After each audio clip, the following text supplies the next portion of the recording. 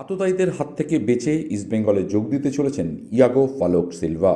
2022 সালের জানুয়ারিতে কলম্বিয়ার ক্লাব আমেরিকা দি কালিতে যোগ দিয়েছিলেন তিনি। সেখানে 2 বছর চুটিয়ে খেলার পর তার উপর আততায়ীরা হামলা করে। কলম্বিয়ান ক্লাবের যেখানে অনুশীলন হয় সেখানেই তার গাড়িতে 3বার গুলি করা হয়। এরপর ক্লাবের সঙ্গে পারস্পরিক বোঝাপড়া করে চুক্তি শেষ করেন ফালাক সিলভা। এবারের উইন্টার উইন্ডোতে লাল হলুদে তিনি যোগ দেবেন। কলম্বিয়ার ক্লাব ছাড়াও ফালক সিলভা খেলেছেন আরও বড় ক্লাবেও। এই প্রসঙ্গে আপনাদের জানিয়ে রাখি, 34 বছর বয়সী এই স্প্যানিশ টাইগার 2015-17 মরশুমে ইটালির ফুটবল ক্লাব রোমায় খেলেছিলেন। সেই সময় তিনি মোহাম্মদ সালাহর সঙ্গে 90 মিনিট লড়াই শেয়ার করে নেন।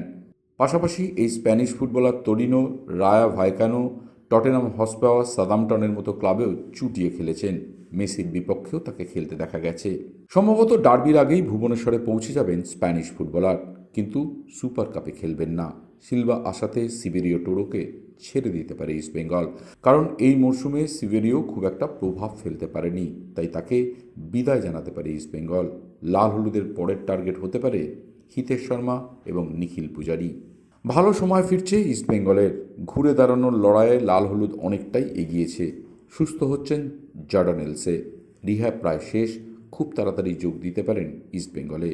ডুরান্ড কাপের ফাইনালে তাকে শেষবার খেলতে দেখা গেছে। ইস্টবেঙ্গল সমর্থকরাও এখন তার অপেক্ষাতে। তিনি আসলে লাল হলুদ ডিফেন্স আরও শক্তিশালী হয়ে উঠবে।